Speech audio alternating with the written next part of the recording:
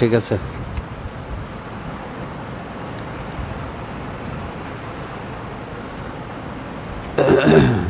এই ফ্যানটা বন্ধ করে দেন, এই ফ্যানটা বন্ধ করেন।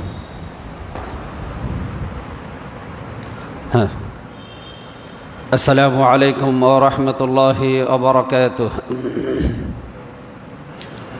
আলহামদুলিল্লাহি রাব্বিল আলামিন ওয়াল আকিবাতু লিল মুত্তাকিন ওয়াসসালাতু ওয়াসসালামু আলা আশরাফিল আনবিয়াই ওয়াল মুরসালিন ওয়া আলা আলিহি ওয়া আসহাবিহি আজমাইন।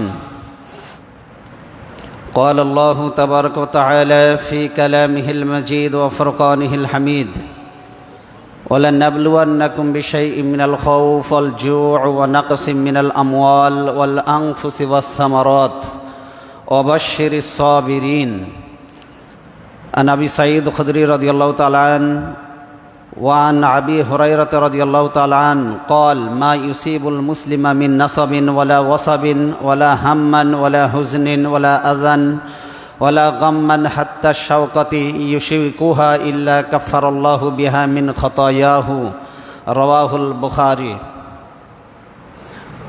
শুকরিয়া আদায় করছি রবের দরবারে, মনিব আমাদেরকে সালাতুল জুমা আদায়ের জন্য মসজিদে আসার তৌফিক দিলেন। নতশিরে মনিবের দরবারে সুজুদ শুকরিয়া জ্ঞাপন করছি। হৃদয় নিংড়ানো ভালোবাসা, দেহের শক্তি একত্রিত করে মাথা নত করে বলছি আলহামদুলিল্লাহ। জোরে সোরে সমস্বরে সবাই পড়ি আলহামদুলিল্লাহ। সম্মানিত ইমানদার ও প্রিয় ইমানদার, দিনদার, পরহেজগার মুসলিম ভাইয়েরা, আল্লাহ সুবহানাহু ওয়া তাআলা আমাদেরকে প্রতিটি জুমায় সমসাময়িক, জাতীয়, আন্তর্জাতিক গুরুত্বপূর্ণ একটি বিষয় করে আমাদেরকে আলোচনা পর্যালোচনার তৌফিক দেন। সেই ধারাবাহিকতায় মনিব আমাদেরকে যদি আজকে তৌফিক দেন তো আজকে আমরা আলোচনা করব। আমাদের আজকের আলোচনার বিষয়বস্তু হচ্ছে বন্যা, আল্লাহর পরীক্ষা, বান্দার করণীয়, অসহায় মানুষের প্রতি আমাদের দায়িত্ব কি, এই বিষয় নিয়ে আজকে আমরা কথা বলবো। আল্লাহ সুবহানাহু ওয়া তাআলা এই পৃথিবীকে মানুষের জন্য পরীক্ষার স্থান হিসাবে সৃষ্টি করেছেন। মানুষের জীবনে কখনো সুখ আসে, মানুষের জীবনে কখনো দুঃখ আসে, মানুষের জীবনে কখনো সুখ স্বাচ্ছন্দ্য আসে, মানুষের জীবনে কখনো সংকট আসে, কখনো নিরাপত্তা, কখনো ভয়, কখনো বন্যা, কখনো ঘূর্ণিঝড়, কখনো ভূমিকম্প, কখনো খরা, কখনো মহামারী, আবার কখনো অন্যান্য দুর্যোগ নেমে আসে। এইসব ঘটনাকে একজন মুমিন কেবলমাত্র প্রাকৃতিক বা দৈব ঘটনা হিসেবে সে দেখে না, বরং সে বিশ্বাস করে এই প্রত্যেকটি ঘটনার পিছনে আল্লাহ তাআলার ইচ্ছা, আল্লাহ তাআলার হিকমত, তাকদির অনুযায়ী সব কিছু সংগঠিত হয়। প্রতিটি ঘটনার পিছনে শিক্ষা রয়েছে, প্রতিটি ঘটনার পিছনে উপদেশ রয়েছে, প্রতিটি ঘটনার পিছনে রয়েছে সতর্ক বার্তা, রয়েছে ইমানদারদের জন্য আত্মসমালোচনার সুযোগ। কথা বলেন ঠিক কিনা? আজ বাংলাদেশের বিভিন্ন অঞ্চল ভয়াবহ বন্যায় প্লাবিত, বিশেষ করে চট্টগ্রাম বিভাগ, তার অন্তর্গত বিভিন্ন চট্টগ্রাম বিভাগের অন্তর্গত কয়েকটি জেলা, বিভিন্ন উপজেলা এবং বিভিন্ন অন্যান্য জায়গাতেও বাংলাদেশের বিভিন্ন প্রান্তিক এলাকা, বিভিন্ন জেলা উপজেলায় বন্যা, পাহাড় ধসে বহু মানুষের প্রাণ ইতিমধ্যেই প্রাণহানি ঘটেছে, তারা মৃত্যুর মুখে পতিত হয়েছে। অসংখ্য মানুষ পানিবন্দী হয়ে তারা মানবেতর জীবনযাপন করছে। অনেক পরিবার তাদের বাড়িঘর ধসে পড়েছে, তাদের ফল ফসল আদি নষ্ট হয়েছে, গবাদি পশু এবং অন্যান্য সহায় সম্বল হারিয়ে তারা চরম মানবিক বিপর্যয়ের মধ্য দিয়ে তারা জীবনযাপন করছে। তারা চরম পর্যায়ে মানবিক সংকটে পরিণত হয়েছে। কোথাও কোথাও দেখা যাচ্ছে বিশুদ্ধ পানির অভাব, কোথাও খাদ্যের সংকট, আবার কোথাও চিকিৎসা সেবার পর্যাপ্ত অভাব, আবার কোথাও দেখা যাচ্ছে আশ্রয়হীনতা, নারী, শিশু এবং বৃদ্ধরা বিশেষ করে চরম মানবিক সংকটে তারা পড়েছে। এগুলি বিভিন্ন সোশ্যাল মিডিয়ার কল্যাণে আপনারা দেখতে পেয়েছেন ইতিমধ্যে। এই কঠিন মুহূর্তে একজন মুমিনের দৃষ্টিভঙ্গি কেবল আবেগ নির্ভর হতে পারে না, যেমনটি আমরা করছি। শুধুমাত্র আবেগ নির্ভর হলে চলবে না, বরং কোরআন সুন্নাহর আলোকে আমাদেরকে উপলব্ধি করতে হবে। এবং এ ধরনের দুর্যোগ আল্লাহ তাআলার পক্ষ থেকে একটি পরীক্ষা রয়েছে, উপদেশ। এ ধরনের বিপদের মধ্যে রয়েছে আমাদের জন্য সতর্কবার্তা। এবং এটাও মনে করতে হবে যে এই ধরনের বিপদের মধ্য দিয়ে আল্লাহর রহমত এবং মর্যাদা বৃদ্ধির কারণ হতে পারে। আল্লাহর পক্ষ থেকে রহমত এবং মর্যাদা বৃদ্ধির কি হতে পারে বলুন? আল্লাহর পক্ষ থেকে রহমত এবং মর্যাদা বৃদ্ধির মাধ্যমও হতে পারে। আজকে আমরা কোরআন সুন্নাহর আলোকে জানার চেষ্টা করব যে বিপদ আপদ মুসিবত দুঃখ কষ্ট এগুলো মানুষের জীবনে কেন আসে, নাম্বার 1। 2 নম্বর পয়েন্টে আমরা জানার চেষ্টা করব বন্যা কেন হয়। প্রাকৃতিক এই যে মহামারী, জলোচ্ছ্বাস, ঘূর্ণিঝড়, টর্নেডো, সাইক্লোন, জলোচ্ছ্বাস, ভূমিধস, এই প্রাকৃতিক দুর্যোগগুলি কেন আসে এবং এর পিছনে আল্লাহ পাকের কি হিকমত রয়েছে, এটাও আমরা জানার চেষ্টা করব। এবং একজন মুসলিমের সামাজিক এবং ব্যক্তিগত দায়িত্ব কি, এই সমস্ত প্রাকৃতিক দুর্যোগ আসলে একজন মুমিন কি করবে, সে বিষয় নিয়েও আমরা কথা বলবো। কিভাবে এই দুর্যোগের মধ্য দিয়ে আমরা আল্লাহর সন্তুষ্টি অর্জন করতে পারি সে বিষয় নিয়েও আমরা কথা বলবো। বিমাশিয়াতিল্লাহ, বিইজনিল্লাহ, বিফাদলিল্লাহ। আল্লাহ যেন আমাদেরকে বলার এবং শোনার তৌফিক দেন, বলেন আমিন। বন্যাসহ যে প্রাকৃতিক দুর্যোগ, এই দুর্যোগ সম্পর্কে ইসলামের দৃষ্টিভঙ্গি কি, আসুন সেটা আমরা জানার চেষ্টা করি। ইসলাম আমাদেরকে শিক্ষা দেয় পৃথিবীতে যে কোনো ধরনের দুর্ঘটনা যেটাই হোক না কেন, এটা আল্লাহ পাকের ইচ্ছা এবং হিকমত ছাড়া কোনো প্রাকৃতিক দুর্যোগ সংগঠিত হয় না। অনেকে বলে প্রাকৃতির খেলা, নাউজুবিল্লাহি মিন যালিক। প্রকৃতির নিজস্ব কোনো শক্তি নেই। এই পৃথিবীতে যত রকমের মানবিক বিপর্যয় ঘটে, প্রাকৃতিক বিপর্যয় ঘটে, এই সব কিছুর পিছনে আল্লাহ পাকের ইচ্ছা এবং হিকমত মহাপরিকল্পনা ছাড়া এগুলি বাস্তবায়িত হয় না, সংগঠিত হয় না। আল্লাহ সুবহানাহু ওয়া তাআলা সূরা আল হাদিদের 22 নম্বর আয়াতে তিনি বলছেন, মা আসাবা মিন মুসিবাতিন ইল্লা, আল্লাহ বলছেন মা আসাবা মিন মুসিবাতিন ফিল আরদি ওয়ালা ফি আনফুসিকুম ইল্লা ফি কিতাবিম মিন ক্বাবলি আন নাবরাহা। আল্লাহ বলছেন এই পৃথিবীতে তোমাদের উপরে যে ধরনের বিপদই আসে না কেন, তা সৃষ্টি করার আগে আল্লাহ বলছেন আমি একটি কিতাবে লিপিবদ্ধ করে রেখেছি। তোমাদের উপরে যত বিপর্যয় আসে, সব বিপর্যয়গুলি আল্লাহ বলছেন এগুলি সৃষ্টি করার আগে একটি কিতাবে আমি লিপিবদ্ধ করে রেখেছি। তার মানে এগুলি আসবে, এগুলি আল্লাহর কিতাবে লেখা আছে। আল্লাহর কিতাবে কি বলেন? ভাগ্য লিপিতে আল্লাহ পাক এটা লিখে রেখেছেন যে এটা সংগঠিত হবে। একজন মুমিন বুঝতে পারে বন্যা, ভূমিকম্প, ঘূর্ণিঝড়, সাইক্লোন, মহামারী, এই সব কিছু যত প্রাকৃতিক বিপর্যয় মানুষের জীবনে ঘটে, এই সবগুলি হচ্ছে তাকদীরের অন্তর্ভুক্ত। বলেন কিসের অন্তর্ভুক্ত? বলেন কিসের অন্তর্ভুক্ত? এগুলি লেখা আছে, এগুলি হবে, এগুলি কেউ এড়াতে পারবে না, এগুলি হবেই। এটা হচ্ছে আল্লাহ পাকের পক্ষ থেকে এটা নির্ধারিত। এবার আসুন আমরা একটা হাদিস শুনি। প্রথমে আমরা দেখার চেষ্টা করব বিপদ কেন আসে। কোরআনের আয়াত দিয়ে হাদিসের বিশ্লেষণ আমরা করব। তার আগে কোরআনের আয়াতটি আমরা বিশ্লেষণ করি যে বিপদ আপদ মুসিবত এগুলি কেন আসে। বিপদ কেন আসে আল্লাহ পাক কোরআনে কারিমে একটি আয়াতে চমৎকারভাবে এটার জবাব দিয়েছেন। মনোযোগ আছে তো আপনাদের? সূরা আল বাকারার 155 নম্বর আয়াত আল্লাহ বলছেন, ওয়ালা নাবলুয়ান্নাকুম বিশাইইম মিনাল খাউফ ওয়াল জু' ওয়া নাকসিম মিনাল আমওয়াল ওয়াল আনফুসি ওয়াস সামারাত ওয়া বাশশিরিস সাবিরিন। আল্লাহ বলছেন অবশ্যই অবশ্যই তোমাদেরকে আমি পরীক্ষা করব। কি দিয়ে পরীক্ষা করব? পরীক্ষার বস্তু শোনেন। 1 নম্বর হলো ভয় ভীতি দ্বারা। 1 নম্বরে কি? ভয় ভীতি। 2 নম্বরে আল্লাহ বলছেন ওয়াল জু', ক্ষুধা দ্বারা পরীক্ষা করব। ওয়া নাকসিম মিনাল আমওয়াল ওয়াল আনফুসি ওয়াস সামারাত, তোমাদের জীবন নিয়ে আমি পরীক্ষা করব। তোমাদের সম্পদ নিয়ে, তোমাদের সম্পদ ছিনিয়ে নিয়ে পরীক্ষা করব। আল্লাহ বলছেন তোমাদের ফল ফসল আদি ধ্বংস করে দিয়ে আমি পরীক্ষা করব।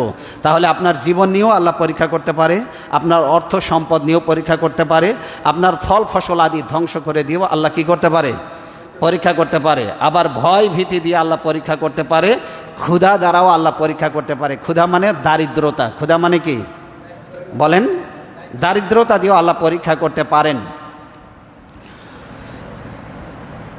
ওহদ যুদ্ধে মুসলমানদের সাময়িক বিপর্যয় ঘটেছিল। ইসলামের ইতিহাস যদি আপনি পর্যালোচনা করেন তাহলে দেখবেন ওহদের যুদ্ধে মুসলমানদের সাময়িকভাবে একটি বিপর্যয় ঘটেছিল। এতে মুসলমানরা খুব চিন্তিত এবং পেরেশান হয়ে পড়ে। এমনকি কিছু কিছু মুনাফিক তো এই কথা বলতে শুরু করলো যে ইসলাম যদি সত্য ধর্মের ওপরে প্রতিষ্ঠিত হতো তাহলে মুসলমানদের ওপরে এত বড় বিপর্যয় আসতো না। নাউজুবিল্লাহ বলেন। ইসলাম যদি সত্য ধর্ম হতো তাহলে মুসলমানদের ওপরে এত বড় বিপর্যয় আসতো না। মুনাফিকরা এই কথা বলা শুরু করলো। নাউজুবিল্লাহি মিন যালিক। আল্লাহ তাআলা মুসলমানদের এই যে হঠাৎ করে অনভিপ্রেত এই যে বিপদ তাদের উপরে চাপিয়ে দিলেন, বিপদগ্রস্ত হালতে আল্লাহ তাদেরকে সান্ত্বনা প্রদান করলেন। সুবহানাল্লাহ বলেন। বিপদে আল্লাহ নিজে তাদেরকে কি করলেন বলেন? সান্ত্বনা প্রদান করলেন। পাশাপাশি আল্লাহ সুবহানাহু ওয়া তাআলা পরবর্তী জীবনের জন্য শিক্ষা এবং বিপর্যয় এবং বিপদ কেন আসে এটার কয়েকটা কারণ তিনি উল্লেখ করলেন। মুসলমানদের যখন বিপর্যয় হলো, বিপর্যয় কেন আসে তার কারণ আল্লাহ উল্লেখ করে তিনি বলছেন, সুম্মা সরাফাকুম আনহুম লিয়াবতালিয়াকুম। আল্লাহ তাআলা তোমাদেরকে পরীক্ষা করার জন্য, ভালো করে বুঝুন, লিয়াবতালিয়াকুম, আল্লাহ তাআলা তোমাদেরকে পরীক্ষা করার জন্য কি করলেন? কাফেরদের থেকে তোমাদেরকে ফিরিয়ে দিলেন। প্রথম দিকে মুসলমানরা বিজয় অর্জন করেছিল, তারপরে মুসলমানদের এই বিজয়টা মুহূর্তের মধ্যে আল্লাহ পরাজয়ে পরিণত করে দিলেন। আল্লাহ তাআলা বলছেন যে আমি তোমাদেরকে পরীক্ষা করার জন্য কাফেরদের থেকে তোমাদেরকে ফিরিয়ে দিলাম। তার মানে আমি তোমাদের উপরে যে বিপদ চাপিয়ে দিয়েছি এটা তোমাদের জন্য পরবর্তী জীবনের জন্য শিক্ষাস্বরূপ। এবং বিপর্যয় কেন এসেছে তার কারণ হিসেবে আল্লাহ তাআলা উল্লেখ করছেন সূরা আলে ইমরানের 152 নম্বর আয়াতে। তো বিপর্যয়, বিপদ আপদ কেন আসে এটার বলেছিলাম আয়াতের ব্যাখ্যা হাদিস দিয়ে করব। কেন আসে ভালো করে শুনুন। মানুষের উপরে বিপদ আসে অনেকগুলি কারণে, তার মধ্যে একটা হলো বান্দার মর্যাদা বৃদ্ধির জন্য। বলেন 1 নম্বর কারণ কি? বলেন 1 নম্বর কারণ কি? মর্যাদা বৃদ্ধির জন্য আল্লাহ তাআলা মানুষের উপরে বিপদ চাপিয়ে দেন। আন আবি হুরায়রা রাদিয়াল্লাহু তাআলা ক্বাল রাসূলুল্লাহ সাল্লাল্লাহু আলাইহি ওয়াসাল্লাম মাইয়ুরিদিল্লাহু খায়রান ইউসিবহু মিনহু। আল্লাহ তাআলা, আল্লাহ রাসূল বলছেন মাইয়ুরিদিল্লাহ, আল্লাহ যার কল্যাণ চান, মাইয়ুরিদিল্লাহু বিহি খায়রান, আল্লাহ যার কল্যাণ চান তিনি কি করেন? ইউসিব মিনহু, আল্লাহ তার উপরে বিপদ চাপিয়ে দেন। সুবহানাল্লাহ বলেন। আল্লাহর রাসূল সাল্লাল্লাহু আলাইহি ওয়াসাল্লাম বলছেন আল্লাহ যার কল্যাণ চান, মাইয়ুরিদিল্লাহু খায়রান, আল্লাহ যার কল্যাণ চান, ইউসিব মিনহু, আল্লাহ তার উপরে বিপদ চাপিয়ে দেন। এটা বলা হয়েছে সহিহ আল বুখারীর 5664 নম্বর হাদিস। আনাস ইবনে মালিক থেকে বর্ণিত, তিনি বলছেন, হযরত আনাস রাদিয়াল্লাহু তাআলা আনহু থেকে বর্ণিত, তিনি বলেন আনিন নবী সাল্লাল্লাহু আলাইহি ওয়াসাল্লাম, রাসূলুল্লাহ সাল্লাল্লাহু আলাইহি ওয়াসাল্লাম বলেছেন ইন্না ইযামাল জাযাই মা ইযামিল বালাই। বিপদ যত মারাত্মক হবে, ভালো করে বুঝুন, বিপদ যত মারাত্মক হবে, মা ইযামিল জাযা, প্রতিদানও তত মহান হবে। সুবহানাল্লাহ বলেন। বিপদ যত কঠিন হবে, বলেন বিপদ যত কঠিন হবে, মারাত্মক হবে, প্রতিদানও তত মহান হবে, প্রতিদানও তত বড় হবে।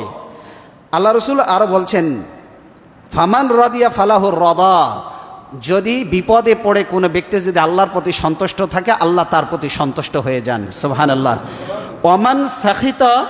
ওমান সাখাতা, নবীজি সাল্লাল্লাহু আলাইহি ওয়াসাল্লাম বলছেন ফালাহুস সাখাত, যদি কোনো ব্যক্তি বিপদে পতিত হয়ে যদি আল্লাহর প্রতি অসন্তুষ্ট হন আল্লাহও তার প্রতি অসন্তুষ্ট হয়ে যায়। নাউজুবিল্লাহি মিন যালিক।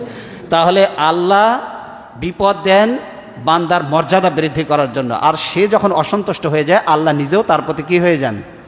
অসন্তুষ্ট হয়ে যান। এই জন্য আমান সাখিতা ফালাহুস সাখাত, যে ব্যক্তি বিপদে পড়ে অসন্তুষ্ট হয় আল্লাহ তার প্রতি কী হন? বলেন আল্লাহ তার প্রতি অসন্তুষ্ট হয়ে যান। এটা বলা হয়েছে জামিয়া তিরমিজির 2397 নম্বর হাদিস।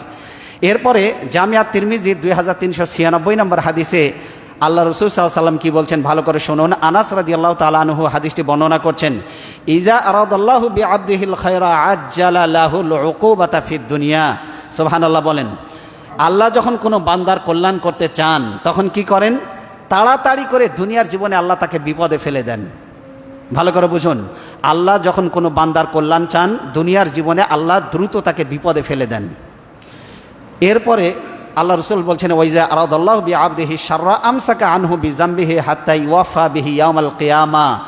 আর আল্লাহ যদি কারো অকল্যাণ চান তাহলে তার পাপের কারণে আল্লাহ দুনিয়াতে তাকে শাস্তি দেন না, বরং সেই শাস্তিটা আল্লাহ তুলে রাখেন যেন কিয়ামতের দিন আল্লাহ তাকে পরিপূর্ণ শাস্তি দিতে পারেন। কথাই বুঝতে পেরেছেন? পাপের কারণে কাউকে আল্লাহ যদি দুনিয়াতে শাস্তি না দেন তাহলে বুঝতে হবে আল্লাহ তাকে পরকালে পরিপূর্ণ শাস্তি দিবেন বলেই দুনিয়াতে তার জীবনে কোনো বিপদ আসে নাই। আর আল্লাহ যার কল্যাণ চান আল্লাহ দুনিয়ার জীবনে তাকে কি করেন? বিপদে ফেলে দেন। ওই দিকটা একটু খেয়াল করেন তো। এরপরে দেখুন 2 নম্বর কারণ বিপদ কেন আসে। দুঃখ কষ্টের মাধ্যমে গুনাহ মাফ হয়ে যায়। দুঃখ কষ্টের মাধ্যমে কি হয়ে যায় বলেন? দুঃখ কষ্ট বিপদ আপদ এগুলোর মাধ্যমে কি হয়? প্রথমে বলেছিলাম মর্যাদা বৃদ্ধি হয়, 2 নম্বরে গুনাহ মাফ হয়। 2 নম্বরে কি হয়ে যায়? গুনাহ মাফ হয়। আবু সাঈদ খুদরি রাদিয়াল্লাহু তাআলা আনহু এবং আবু হুরায়রা রাদিয়াল্লাহু তাআলা আনহু দুইজনেই বিখ্যাত জলিলুল কদর সাহাবী, দুইজনে মিলে যৌথ হাদিস বর্ণনা করছেন। কি হাদিস?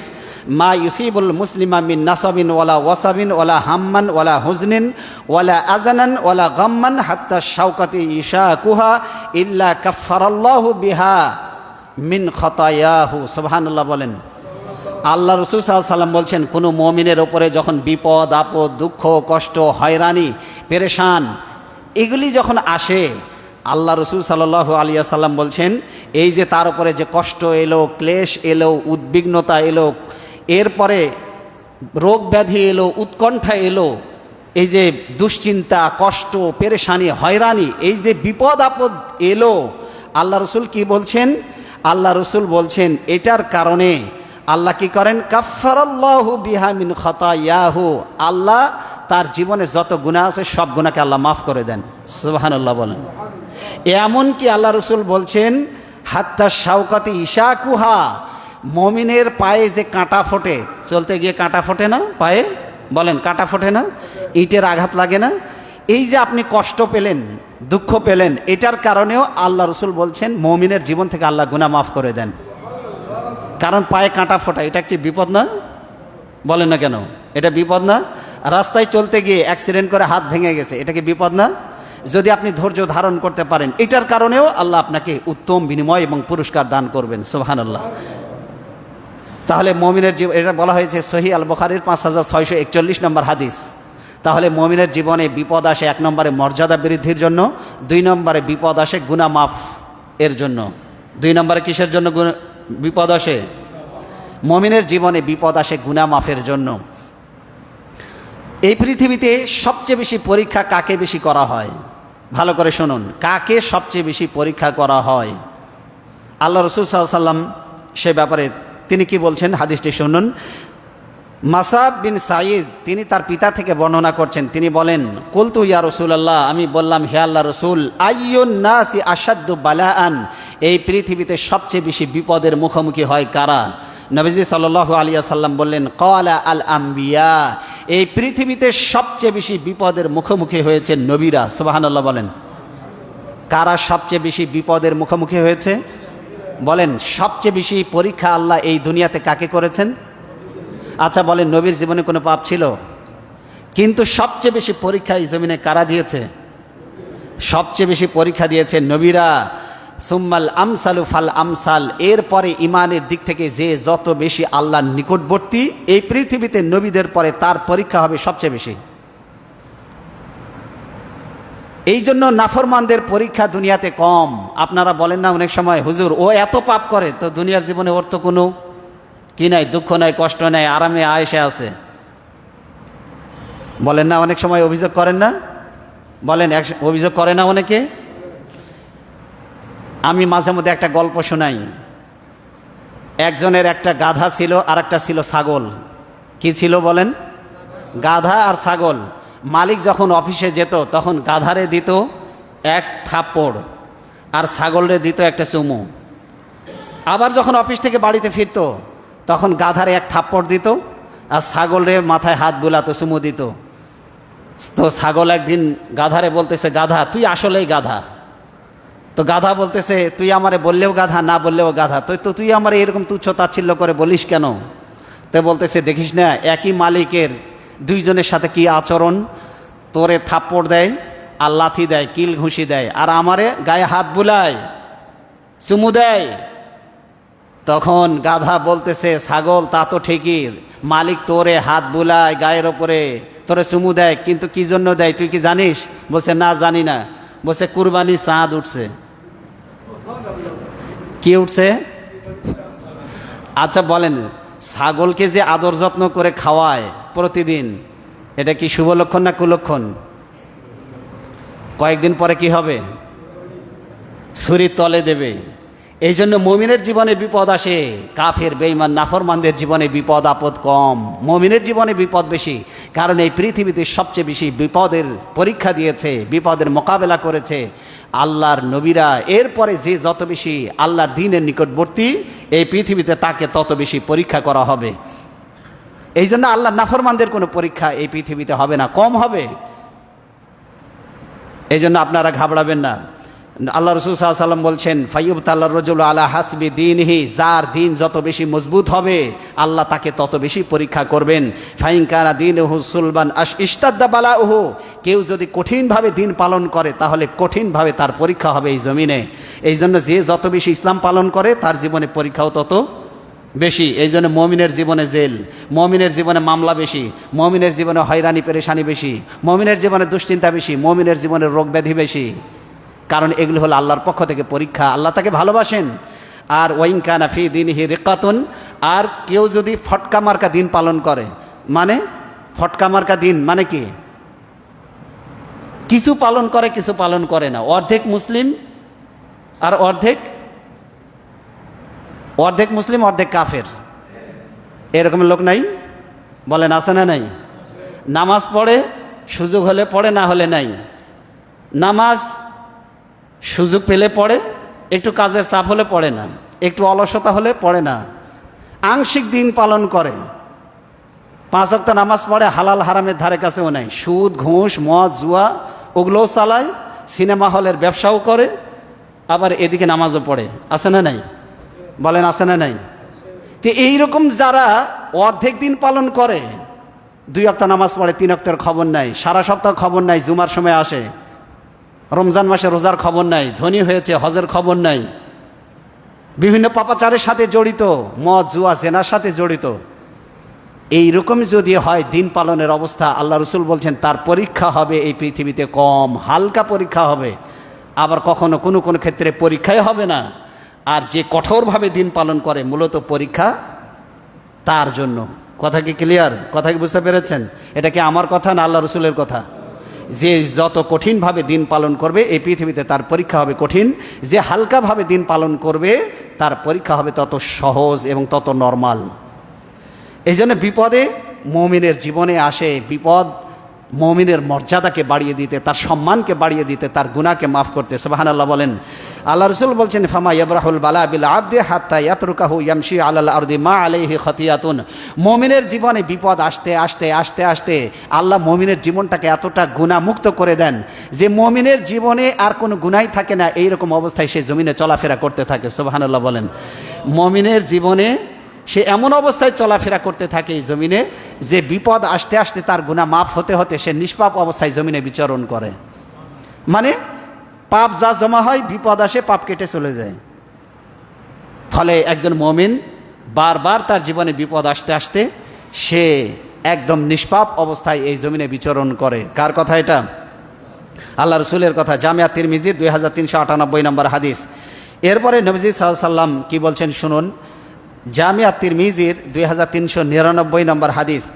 আবু হুরায়রা রাদিয়াল্লাহু তাআলা আনহু থেকে বর্ণিত, তিনি বলেন, মা ইয়াজালুল বালাউ বিল মুমিনি ওয়াল মুমিনাতি ফি নাফসিহি ওয়া ওয়ালাদিহি ওয়া মালিহি হাত্তা ইয়ালকাল্লাহু ওয়া মা আলাইহি খাতিয়াতুন। সুবহানাল্লাহ বলেন, একজন মুমিন নারী এবং জীবনে, মুমিন নারী এবং পুরুষের জীবনে তার জীবনের উপরে বিপদ আসে, তার অর্থ সম্পদের উপরে বিপদ আসে, তার পরিবার পরিজন, তার সন্তান সন্ততির উপরে বিপদ আসে। চতুর্দিক থেকে মুমিনের জীবনে বিপদ আসতে আসতে এক সময় মুমিন এমন অবস্থায় আল্লাহর সঙ্গে সাক্ষাৎ করবে যে তার জীবনে কোনো গুনাহ থাকবে না। সুবহানাল্লাহ। এই জন্য বিপদ আপদ আসলে কি ঘাবড়ে যাবেন, হতাশ হবেন? কারণ আপনি সৌভাগ্যবান যে আল্লাহর উপরে, আল্লাহ আপনার উপরে বিপদ দিয়েছে। কেন? আপনি আল্লাহর সাথে এমন অবস্থায় মিলিত হন, দেখা করেন যে আপনার জীবনে কোনো গুনাহ নেই। আল্লাহ এটাই চান যে আমার মুমিন বান্দা তাকে বিপদ দিয়ে আমি পাপমুক্ত করে আমার সঙ্গে সাক্ষাৎ করুক, এটাই আমি চাই। সুবহানাল্লাহ বলেন। এরপরে 3 নম্বর, মুমিনের জীবনে বিপদ আসলে তার 3 নম্বর পুরস্কার কি? আল্লাহ রাসূল সাল্লাল্লাহু আলাইহি ওয়াসাল্লাম বলছেন, দুঃখ কষ্টের বিনিময়ে জান্নাত। 1 নম্বরে বলেছি দুঃখ কষ্ট বিপদ আপদ আসলে মুমিনের জীবনে গুনাহ মাফ হয়। 2 নম্বরে বলেছি মুমিনের জীবনে মর্যাদা বৃদ্ধি পায়। আর 3 নম্বরে আল্লাহ রাসূল বলছেন মুমিনের জীবনে বিপদ আসলে এই বিপদের কারণে আল্লাহ তাকে জান্নাত দিয়ে দেন। সুবহানাল্লাহ বলেন। কি দিয়ে দেন? বলেন কি দেন? নবীজি সাল্লাল্লাহু আলাইহি ওয়াসাল্লাম কি বলছেন ভালো করে শুনুন। আচ্ছা বলেন তো, আপনার দেহের মধ্যে সবচেয়ে গুরুত্বপূর্ণ অঙ্গ কোনটি? Important part of human body, সবচেয়ে গুরুত্বপূর্ণ যত অঙ্গ আল্লাহ দিয়েছেন, সবচেয়ে আমার কাছে মনে হয়, হাদিসের ধারাভাষ্য অনুযায়ী মনে হয়, এই পৃথিবীতে সবচেয়ে আল্লাহর দেওয়া নিয়ামতগুলি যত অঙ্গ প্রত্যঙ্গ আল্লাহ দিয়েছেন সবটাই গুরুত্বপূর্ণ। এর মধ্যে সবচেয়ে গুরুত্বপূর্ণ হলো 2টি চোখ। ঠিক কিনা বলেন? এই চোখ যদি না হতো আল্লাহর কোরআন দেখতে পারতাম না, এই চোখ যদি না হতো আমাদের আব্বা আম্মাকে দেখতে পারতাম না, এই চোখ যদি না থাকতো আল্লাহর এই সুন্দর সৃষ্টিটাকে দেখতে পারতাম না। ঠিক কিনা বলেন? গোটা দুনিয়াটা অন্ধকার হয়ে যেত। সবচেয়ে দামি নিয়ামত চোখ। আল্লাহ যাকে এই চোখ 2টি দেওয়ার পরে আল্লাহ ছিনিয়ে নিয়েছেন, তার ব্যাপারে আল্লাহ রাসূল কি বলছেন? ইন্নাল্লাহ তাআলা ইয়াকুলু ইজা আখাযতু কারিমাতা আবদি ফিদ দুনিয়া লাম ইয়াকুন লাহু জাযাউন ইনদি ইল্লাল জান্নাহ। আমি যদি কাউকে 2টি চোখ দিয়ে, আমি যদি ওই 2টি চোখ যদি ছিনিয়ে নেই, অথবা কাউকে আমি 2টি চোখ দেই নাই, দেখার শক্তি কেড়ে নিয়েছি, আল্লাহ রাসূল বলেন, আল্লাহ বলেছেন জান্নাত ছাড়া আমার কাছে তার জন্য আর কোনো পুরস্কার নাই, একমাত্র পুরস্কার হলো তার জন্য জান্নাত। কিসের বিনিময়ে? বলেন কিসের বিনিময়ে? চোখ। আল্লাহ রাসূল বলছেন। এই জন্য আচ্ছা, চোখ না থাকা এটা কি বিপদ না? বলেন বিপদ না? আল্লাহর পক্ষ থেকে পরীক্ষা না? তো এই পরীক্ষায় ও যদি ধৈর্য ধারণ করে, আল্লাহ রাসূল বলছেন তার জন্য জান্নাত ছাড়া আর কোনো প্রতিদান নেই। সুবহানাল্লাহি বিহামদিহি। কি অপূর্ব নিয়ামতের ঘোষণা আল্লাহর পক্ষ থেকে। এই জন্য যে কোনো বিপদে আমরা ধৈর্য ধারণ করব। এই হাদিসটি বলা হয়েছে জামিয়া তিরমিজির 2400 নম্বর হাদিস, অর্থাৎ 2400 নম্বর হাদিস। এটি জামিয়া তিরমিজির 2402 নম্বর হাদিসে বলা হয়েছে, রাসূল সাল্লাল্লাহু আলাইহি ওয়াসাল্লাম বলেন, জাবির রাদিয়াল্লাহু তাআলা আনহু হাদিসটি বর্ণনা করছেন, ইয়াওয়াদ্দু আহলুল আফিয়াতি ইয়াউমাল কিয়ামাতি হিনা ইউতা আহলুল বালা সাওয়াবা লাউ আন্না জুলুদাহুম কানাত কুরিদাত ফিদ দুনিয়া বিল মাকারিদি। নবীজি সাল্লাল্লাহু আলাইহি ওয়াসাল্লাম বলছেন, কিয়ামতের দিন, শুনতেছেন তো কথা? মনোযোগ আছে আপনাদের? ভালো করে শুনুন।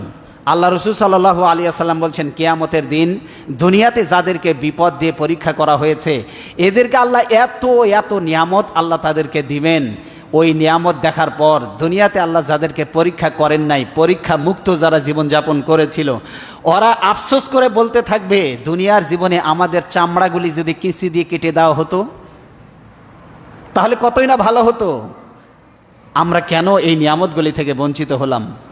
মানুষ আফসোস করে বলতে থাকবে, দুনিয়ার জীবনে আমাদের চামড়াগুলি যদি কেঁচি দিয়ে কেটে দেওয়া হতো, এইভাবে যদি পরীক্ষা করা হতো তাহলে আমাদের জন্য উত্তম হতো, আজকে এই এত বড় বড় নিয়ামতগুলি থেকে আমরা বঞ্চিত হতাম না।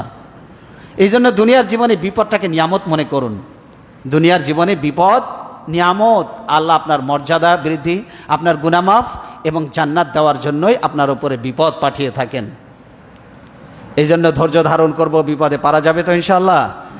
এটা বলা হয়েছে জামিয়া তিরমিজি 2402 নম্বর হাদিস। আমরা তো বিপদ আপদ আসলে একটু বিপদ আসলে হতাশ হয়ে যায় কি না? আসলে মুমিন ব্যক্তির জীবনে হতাশা বলে কোনো জিনিস নাই।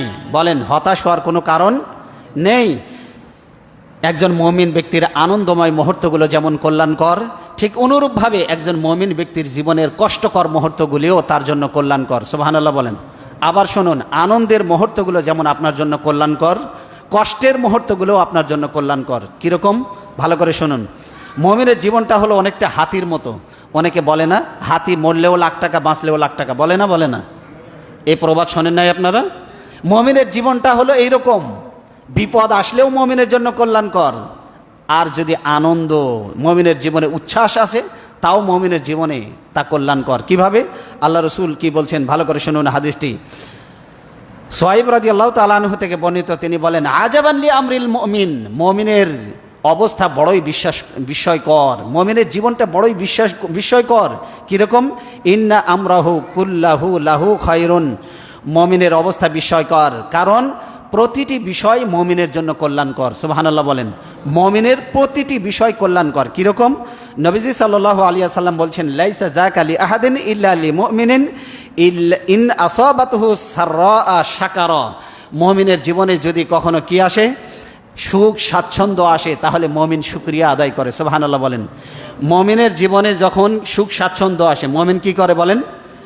শুকরিয়া আদায় করে। এটা মুমিনের জন্য কল্যাণকর। আল্লাহ এই শুকরিয়া আদায়ের কারণে তাকে সওয়াব দেন। সুবহানাল্লাহ বলবেন না? আর যদি মুমিনের জীবনে ওয়াইন আসাবাতুহু, নবীজি সাল্লাল্লাহু আলাইহি ওয়াসাল্লাম বলছেন, ওয়াইন আসাবাতুহু দাররা ফাসাবারা, মুমিনের জীবনে যদি বিপদ আসে তাহলে মুমিন ব্যক্তি ধৈর্য ধারণ করে, ফাকানা খায়রান লাহু, এটাও মুমিনের জন্য কল্যাণকর। আপনার জীবনে সুখ স্বাচ্ছন্দ্য এসেছে, আলহামদুলিল্লাহ বলেছেন, ওটার কারণেও সওয়াব। আবার আপনার জীবনে বিপদ এসেছে, আপনি ধৈর্য ধারণ করেছেন, পড়েছেন ইন্না লিল্লাহি ওয়া ইন্না ইলাইহি রাজিউন, আল্লাহ ওইটার কারণেও আপনাকে সওয়াব দিয়ে দেন। তাহলে বিপদেও সওয়াব, সুখ স্বাচ্ছন্দ্যে থাকলেও সওয়াব। মুমিনের জীবনের কোনো অবস্থাতেই সে কল্যাণ থেকে বঞ্চিত নয়, সওয়াব থেকে বঞ্চিত নয়। বিপদ আসলে ধৈর্য ধারণ করবেন, ইন্না লিল্লাহ পড়বেন, আল্লাহর কাছে সাহায্য কামনা করবেন, এটার বিনিময়ে সওয়াব পাবেন। আবার সুখ স্বাচ্ছন্দ্যে থাকলে আল্লাহর শুকরিয়া আদায় করবেন আলহামদুলিল্লাহ বলে, এটার কারণেও আল্লাহ আপনাকে কি করবেন? সওয়াব দিবেন। এটা বলা হয়েছে সহিহ আল মুসলিমের 7390 নম্বর হাদিস। বিপদ আসার অনেকগুলি কারণ রয়েছে, এর মধ্যে কয়েকটি কারণ আমি আপনাদের খেদমতে আরজ করতে চাই। এই জমিনে যত বিপদ আপদ আসে সবগুলি হলো মানুষের হাতের উপার্জন। বলেন, মানুষের হাতের? ভাই একটু কথার জবাব দেন। সবগুলি কি? মানুষের হাতের উপার্জন। মানুষের উপরে যত বিপদ আপদ আসে এগুলি সবগুলি হলো মানুষের নিজ হাতের কৃতকর্ম, মানুষের পাপের ফসল। এটা কোরআনে সেটাই বলা হয়েছে। ভালো করে খেয়াল করুন, আল্লাহ বলছেন, ওমা আসাবাকুম মিন মুসিবাতিন ফাবিমা কাসাবাত আইদিকুম, তোমাদের উপরে যত বিপদ এবং মুসিবত আসে সবগুলি তোমাদের দু হাতের কামাই। কার দু হাতের কামাই? বলেন, কার দু হাতের কামাই? যত বিপদ আসে সব তোমাদের দু হাতের কামাই। আল্লাহ কোরআনে কারিমে এ কথাটি বললেন আমাদেরকে যে সবগুলি তোমাদের দু হাতের কামাই। ওয়ায়াফু আন কাসির, কিন্তু অনেক অপরাধ আমি ক্ষমা করে দেই। সুবহানাল্লাহ বলেন। অনেক অপরাধ আমি কি করি? ওয়ায়াফু আন কাসির, আল্লাহ বলছেন অনেক অপরাধ ক্ষমা করে দিই। কীরকম? 100টার মধ্যে হয়তো 99টাই মাফ। যা দুই একটা শাস্তি দেখেন, এটা হলো দুই একটা পাপের কারণে। আল্লাহ যদি সমানে সব অপরাধের শাস্তি আমাদেরকে দিতেন, বিশ্বাস করেন শ্বাস ফেলার সময় পেতাম না আমরা। ঠিক কিনা বলেন? সব অপরাধের শাস্তি কি আল্লাহ দেন? আপনি হিসাব করে দেখেন জীবনে কত পাপ করেছেন, সব পাপের শাস্তি যদি আল্লাহ দিতেন তাহলে আপনার আমার অস্তিত্ব এই পৃথিবীতে থাকতো না। আল্লাহ বলছেন ওয়াইফু আন কাসির, অনেক অপরাধ আমি ক্ষমা করে দেই। জীবনে যত অপরাধ করেছেন, কেউ হয়তো সাক্ষী নাই আল্লাহ ছাড়া, কিন্তু ওইটার শাস্তিও আল্লাহ দেয় নাই। দিয়েছে? এক তো শাস্তি দেয় নাই, আরও উল্টো ওই অপরাধটাকে আল্লাহ গোপন করে রেখে দিয়েছেন। আল্লাহ চাইলে অপরাধ করার পরে ওই অপরাধটা দেহের মধ্যে ফুটে উঠতো লেখা আকারে। আল্লাহ চাইলে এটা করতে পারতো না? পারতো না। কিন্তু আপনি অপরাধ করার পরে আল্লাহ কিন্তু ওই অপরাধটা ফাঁস করে দেয় নাই। কি নিয়ামত! ডুবে আছি আমরা, চিন্তা করেছেন? আপনার আমার জীবনে এমন অপরাধ আছে, ওগুলো যদি ফ্লাশ হয়ে যেত তাহলে মুখ দেখাতে পারতাম না সমাজে। বলেন, এইরকম অপরাধ আমাদের জীবনে আছে না নাই? আমাদের জীবনে এরকম অপরাধ আছে, সমাজে মুখ দেখাতে পারতাম না এমন অপরাধ আছে, কিন্তু আল্লাহ কি ফ্লাশ করে দিয়েছে? প্রকাশ করে দিয়েছে? গোপন রেখে দিয়েছে? এই জন্য আল্লাহ বলছেন অনেক অপরাধ আমি তোমাদের ক্ষমা করে দেই। আল্লাহ বলছেন জহরাল ফাসাদু ফিল বাররি ওয়াল বাহার বিমা কাসাবাত আইদিন নাস, জলে স্থলে যত বিপদ আসে সবগুলি তোমাদের হাতের কামাই। আল্লাহ বলছেন লিইউযিকাহুম বা'দাল্লাযী আমিলু লাআল্লাহুম ইয়ারজিউন, কিছু কিছু পাপের শাস্তি আমি তোমাদেরকে জমিনে দেই, কিছু কিছু অপরাধের শাস্তি, আর অনেকগুলি ক্ষমা করে দেই। তো বাকি কিছু অপরাধের শাস্তি আমি তোমাদেরকে দেই, তার মানে তোমরা যেন ফিরে আসো, তোমরা যেন কি করো, বলেন কি করো, ফিরে আসো। এই জন্য আংশিক অপরাধের শাস্তি আমি তোমাদেরকে দিই, সব অপরাধের শাস্তি দেই না। ছোট ছোট ভূমিকম্প দিয়ে আল্লাহ আমাদেরকে সতর্ক করছেন। এই যে কয়েকদিন আগে জাপানে হয়ে গেল, তারপরে আর কোথায় হলো, ভেনিজুয়েলাতে। এইরকম 7.8 রিক্টার স্কেলের ভূমিকম্প এখনো বাংলাদেশে হয়নি, কিন্তু ছোট ছোট মাঝারি ধরনের ভূমিকম্পগুলি দিয়ে আল্লাহ আমাদেরকে সতর্ক করছেন, ফিরে এসো, তা না হলে ওদের মতো অবস্থা করে ছাড়বো। ঠিক কিনা বলেন? এই জন্য আল্লাহ কিছু অপরাধের শাস্তি দিয়ে আমাদেরকে বুঝাতে চান, বড় অপরাধের শাস্তি পাওয়ার আগে ফিরে এসো। আল্লাহ বলছেন লিইউযিকাহুম বা'দাল্লাযী আমিলু লাআল্লাহুম ইয়ারজিউন। সূরা রুমের 41 নম্বর আয়াতে আল্লাহ বলছেন কিছু অপরাধের শাস্তি আমি দেই, এই জন্য দেই যেন তারা ফিরে আসে। এরপরে আল্লাহ বলছেন আমি অতীতকালে যে সমস্ত অপরাধীরা ছিল তাদের কেমন শাস্তি দিয়েছি এটা তোমাদের জানা দরকার। এই জন্য আল্লাহ কোরআনে বলছেন, সূরা আল আনকাবুতের 40 নম্বর আয়াতে আল্লাহ বলছেন ফাকুল্লান আখাজনা বিজামবিহি, আমি অতীতের জীবনের লোকদেরকে, অতীতের জাতির লোকদেরকে আমি তাদের পাপের কারণে পাকড়াও করেছিলাম। কীরকম? ফামিনহুম মান আরসালনা আলাইহি হাসিবা, তাদের কতককে আমি পাথরের বৃষ্টি বর্ষণ করেছি। কিসের বৃষ্টি? পাথর। ফামিনহুম মান আরসালনা আলাইহি হাসিবা, পাথর বর্ষণকারী ঘূর্ণিঝড় দিয়ে আমি ওদেরকে শায়েস্তা করেছি। পাথর, আচ্ছা বৃষ্টির মতো যদি পাথর পড়ে থাকতে পারবেন না? সব থেতলা হয়ে যাবে।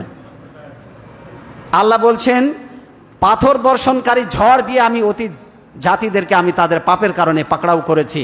আল্লাহ বলছেন ওয়ামিনহুম মান আখাযাতহু সাইহা, আর কাউকে প্রচণ্ড ঘূর্ণিঝড় দিয়ে আমি তাদেরকে আওয়াজ দিয়ে, প্রচণ্ড আওয়াজ এবং ঘূর্ণিঝড়, একটা হলো পাথর বর্ষণকারী ঝড় দিয়ে, অমিনহুম মান আখাযাতহু সাইহা, কাউকে বিকট শব্দ দিয়ে আমি পাকড়াও করেছি। বিকট শব্দ দিয়ে কোন জাতিকে ধ্বংস করা হয়েছে আপনারা কি জানেন? সামুদ জাতি নামক একটা জাতি ছিল, এত বিকট আওয়াজ দিয়ে ফেরেশতা পাঠিয়ে দিয়ে আল্লাহ বিকট আওয়াজ, এত জোরে চিৎকার মেরেছিল ওই জাতির কানের পর্দা ফেটে ওই জাতি মারা গিয়েছে। কথা কি শুনতেছেন? শুনতেছেন কথা? অমিনহুম মান খাসাফনা বিহিল আরদ, আর কাউকে আমি জমিনের ভিতরে পুঁতে দিয়েছি। আপনি আমি এখানে বসে আছি, আল্লাহ চাইলে সবগুলোকে মাটির নিচে একসাথে পুঁতে গেড়ে দিতে পারেন, পারেন না? পারেন না? হুট করেই ভূমিধস হবে, মাটির নিচে কয়ে হারায় যাব। আল্লাহ চাইলে এটা করতে পারেন। অতীত জীবনের লোকদেরকে যেমন করেছিলেন ভূমিধস দিয়ে, আল্লাহ বলছেন আমি মাটিতে পুঁতে দিয়েছি ওদেরকে। আর কি করেছি? অমিনহুম মান আগরাকনা, কাউকে আমি জলোচ্ছ্বাস দিয়ে, বন্যা দিয়ে আমি ডুবিয়ে দিয়েছি। নূহ আলাইহিস সালামের জাতিকে কোন গজব দিয়ে ধ্বংস করা হয়েছে? বন্যা দিয়ে। কোন জাতিকে? নূহ আলাইহিস সালামের জাতিকে। আদ জাতিকে ঝড় দিয়ে, এত ঘূর্ণিঝড়ের বেগ এত প্রবল ছিল, ওরা ছিল খেজুর গাছের মতো লম্বা, তাল গাছের মতো লম্বা।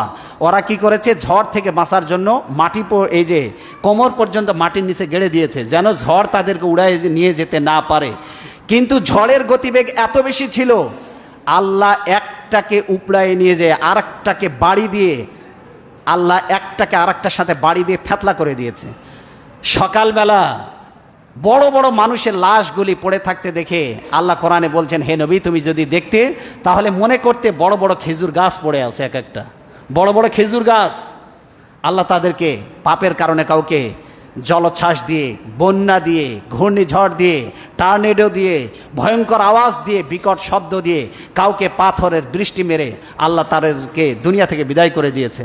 লূত আলাইহিস সালামের জাতিকে পাথরের বৃষ্টি দিয়ে ধ্বংস করেছে কোন নবী? লূত আলাইহিস সালামের সম্প্রদায়। তাদের অপরাধ কি ছিল? সমকামী। বলেন কি অপরাধ ছিল? তা আল্লাহ যদি চাইতেন এই উম্মতে মুহাম্মাদের মধ্যে সমকামী নাই, ইউরোপের বহু দেশে পুরুষ পুরুষকে বিয়ে করতে পারবে, নারী নারীকে বিয়ে করতে পারবে, এই মর্মে পার্লামেন্টে আইন পাশ হয়েছে। বাংলাদেশে রেইনবো ফ্ল্যাগ রয়েছে, সমকামীদের রংধনু ফ্ল্যাগ, পতাকা বহন করে, এরা হলো সমকামী। সমকামীদের আন্দোলন রয়েছে, তারা বাংলাদেশে এটা প্রতিষ্ঠা করার জন্য চেষ্টা করছে।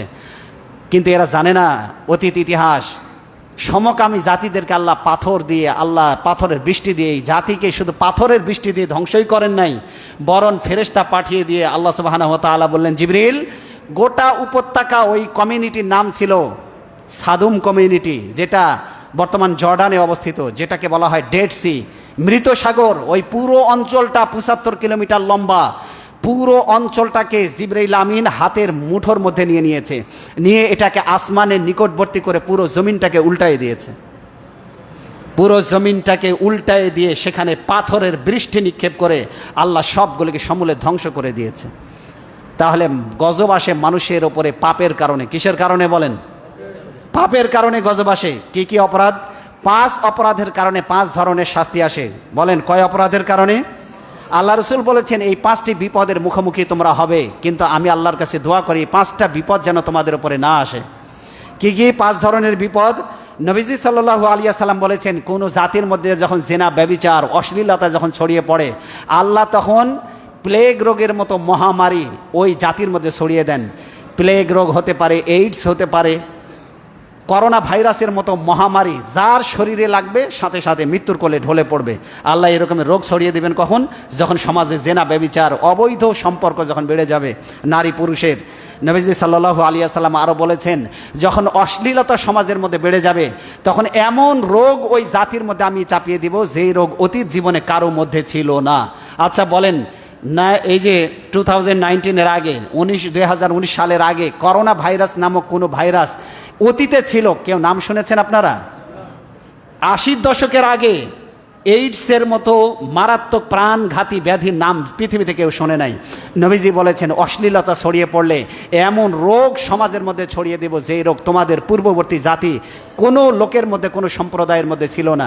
আরও সামনে কত ভয়ঙ্কর রোগের জন্য অপেক্ষা করতে হবে, এই জাতি সেটা দেখবে যদি বেঁচে থাকে। কেন? অশ্লীলতার কারণে এমন রোগ আল্লাহ দিবেন, ডাক্তাররা খুঁজেই পাবে না এটার ঔষধ কী হবে। এটা হলো আল্লাহর পক্ষ থেকে গজব।